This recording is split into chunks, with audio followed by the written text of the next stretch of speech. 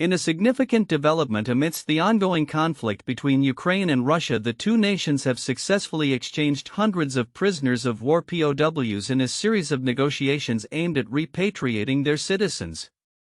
On May 24, 2025, Ukrainian President Volodymyr Zelensky announced the return of 307 Ukrainian soldiers from Russian captivity following an earlier exchange of 390 POWs just a day prior.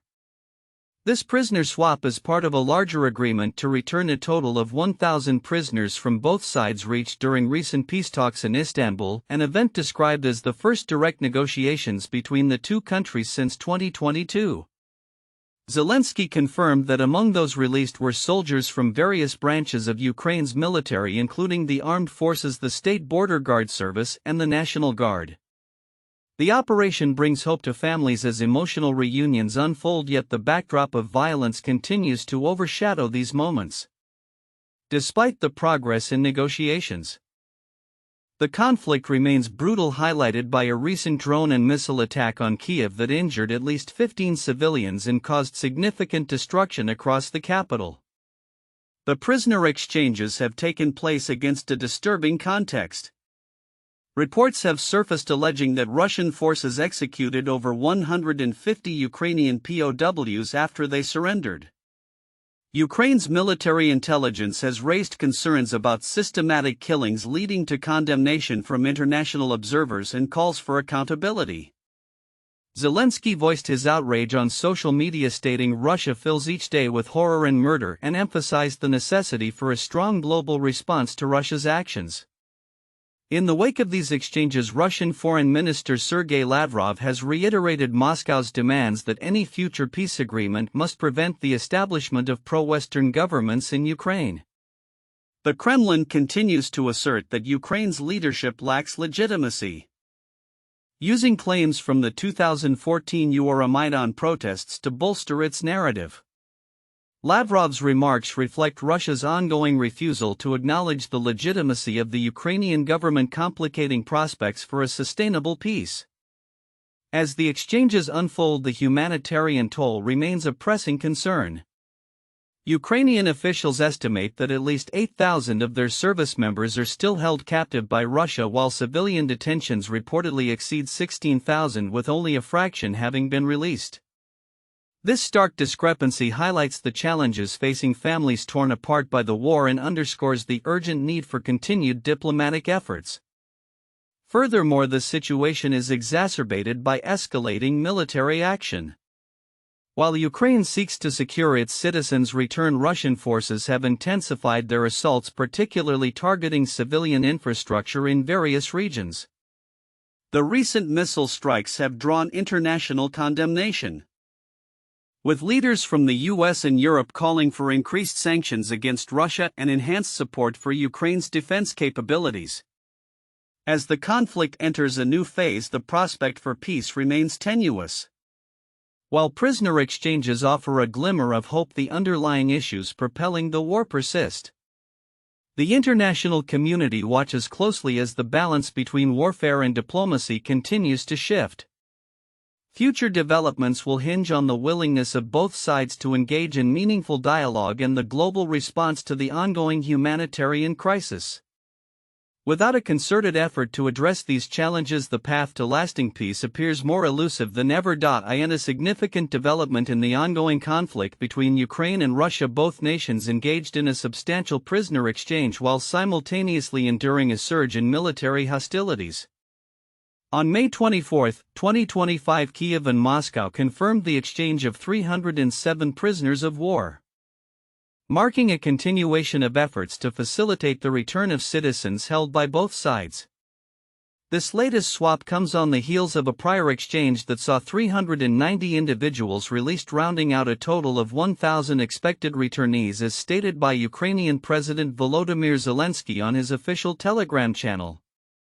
Among those who returned today are soldiers from our army, the State Border Service, and the National Guard of Ukraine, Zelensky noted, underlining the emotional and strategic significance of these exchanges amid the ongoing turmoil. However, the atmosphere was marred by violence as a large-scale Russian drone and missile attack on Kyiv resulted in at least 15 injuries and widespread destruction. The city's mayor reported fires and damage across multiple districts. A stark reminder of the war's toll on civilian life. This latest assault coincides with alarming reports from Ukrainian military intelligence suggesting that Russian forces have executed over 150 Ukrainian prisoners of war who surrendered. The United Nations corroborated claims of increasing instances where Russian troops deliberately killed captured soldiers, further escalating international condemnation of Moscow's tactics. Zelensky criticized Russia's actions, stating, "Every day gives new grounds for sanctions against Russia." In the wake of the attacks, Zelensky called for a unified global response, emphasizing the need for enhanced air defense systems to protect Ukrainian civilians. "Delivering air defense systems to us means real protection for people here and now," he asserted, highlighting the urgency of international support in the face of escalating aggression. Compounding the situation, European leaders have accused Russian President Vladimir Putin of stalling peace negotiations to consolidate military gains. Recent discussions in Istanbul revealed that both sides remain far apart on key conditions necessary for a ceasefire, with Ukraine demanding a temporary halt to hostilities as a prelude to a comprehensive settlement. Meanwhile, Russia claimed to have intercepted over 100 Ukrainian drones during the same timeframe, further illustrating the ongoing tit-for-tat nature of the conflict. Adding another layer to the conflict's complexity, the UK and allied nations have exposed a campaign of cyber attacks attributed to Russian intelligence targeting logistics firms aiding Ukraine.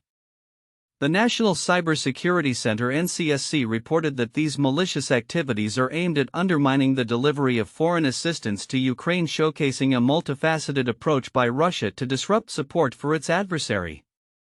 As the war continues to evolve, the implications of military exchanges in cyber warfare will likely shape the strategic landscape in Eastern Europe. Zelensky's administration remains committed to pursuing diplomatic avenues that yield tangible results while preparing for continued military engagements. The international community's response to these developments will be crucial in determining the trajectory of the conflict and its eventual resolution. As both sides brace for what lies ahead, the call for peace remains overshadowed by the realities of war, leaving many to ponder the future of Ukraine and its battle for sovereignty, in a significant shift in rhetoric. Former President Donald Trump appears to be softening his stance on Russian President Vladimir Putin amid reports indicating a decline in Russia's military capabilities in Ukraine. This evolving narrative comes at a crucial time when the balance of power in Eastern Europe remains precarious. Recent assessments from the United States Defense Intelligence Agency (DIA) reveal that Putin's objectives in Ukraine have largely remained unchanged since the onset of the invasion in 2022. A report prepared for the U.S. House of Representatives states that Putin almost certainly is committed to victory in Ukraine, viewing the conflict as an existential struggle against Western influence. According to the DIA, he seeks to establish Ukrainian neutrality and further partition the country, which he perceives as vital for securing his hold on power and shaping his historical legacy. Despite heavy losses, over 10,000 ground combat vehicles and approximately 700,000 military personnel casualties, Putin remains defiant. The DIA estimates that Russia's military capabilities to engage NATO directly will be degraded for at least the next 3 years. This assessment is corroborated by Ukraine's General Staff, which claims that Russian losses have surpassed 979,830 troops since the beginning of the full-scale invasion. As Putin continues to pursue his military objectives, the Kremlin is reportedly well aware of its limitations in confronting NATO directly. Instead, Russia is expected to rely on asymmetric capabilities, including cyber warfare and disinformation campaigns, to destabilize Western support for Ukraine. Pro-Russian agents have been linked to various sabotage and assassination plots targeting military and civilian entities across Europe, further complicating the geopolitical landscape. In contrast, Trump's recent comments reflect a notable departure from earlier hardline positions against Putin. Analysts suggest that Trump's remarks could be an attempt to reposition himself politically. possibly appealing to factions within the Republican Party that favor a more conciliatory approach towards Russia. This shift raises concerns among U.S. allies about the potential for a diminished collective stance against Russian aggression. While the Kremlin remains steadfast in its military strategy, recent attempts at peace talks have been met with skepticism. The DIA report indicates that Putin is prepared to utilize military force at least through 2025, maintaining demands that Ukraine withdraw its military forces from contested regions and remain outside NATO. The ongoing war, characterized by attrition strategies, has seen Russia calculating that it can outlast Ukrainian resources and Western support as the conflict drags on. In a related development, Putin recently congratulated Patriarch Kirill of Moscow and all Russia on his name day, underscoring the Kremlin's efforts to shore up domestic support and reinforce cultural ties amid international isolation.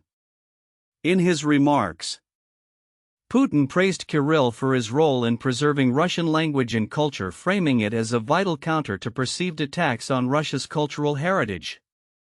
As the conflict continues, the geopolitical dynamics in Eastern Europe remain fluid. Trump's changing rhetoric towards Putin, coupled with the ongoing military struggles in Ukraine, suggests that the region may be on the cusp of further developments that could redefine international relations.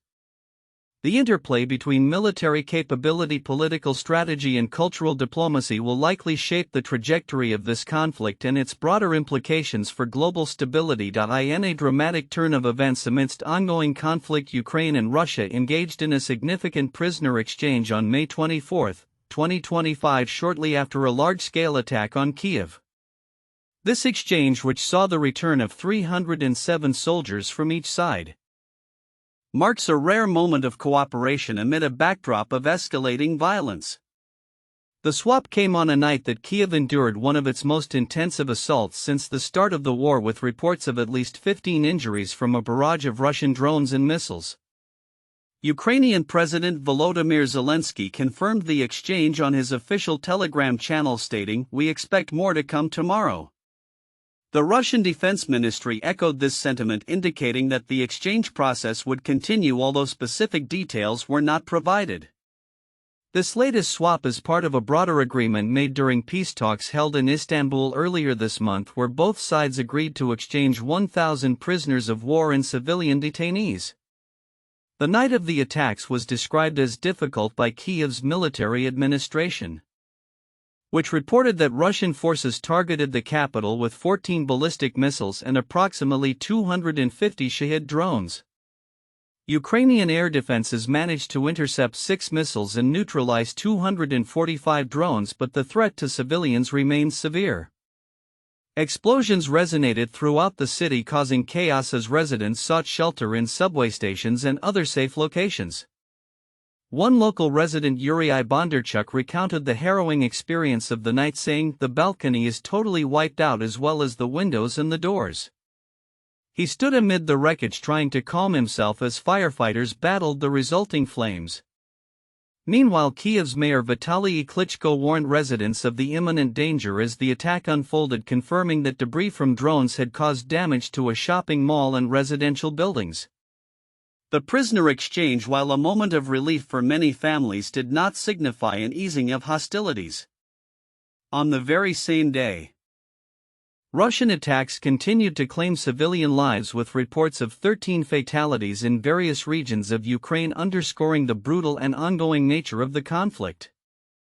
In Odessa, 3 civilians were killed when Russian forces targeted port infrastructure, a claim the Kremlin justified by alleging the strike was against a military cargo ship. The strategic implications of the prisoner swap remain complex. It was characterized by officials as a confidence-building measure, yet the overarching atmosphere of mistrust and ongoing military engagement suggests that meaningful peace negotiations remain elusive. Turkish Foreign Minister Hakan Fidan, who facilitated the previous talks, noted that while the exchange is a positive step, the two sides are still far apart on key issues necessary for a comprehensive peace agreement. Zelensky has continuously emphasized the need for increased international pressure on Russia to facilitate genuine diplomacy, highlighting that previous offers for ceasefires have been ignored. With each such attack, the world becomes more convinced that the reason the war is dragging on lies in Moscow, he stated, reiterating the urgency for more robust sanctions from Western allies. As the conflict persists, both sides are entrenched in a devastating stalemate with heavy losses reported along the extensive front lines. The recent attacks and subsequent prisoner exchanges exemplify the dual reality of the war, moments of human connection amid profound suffering and loss. Looking ahead, the international community watches closely, hoping for signs of progress towards a sustainable resolution even as the violence continues to escalate. The coming days will be critical as further exchanges are anticipated and the potential for renewed diplomatic engagement looms on the horizon.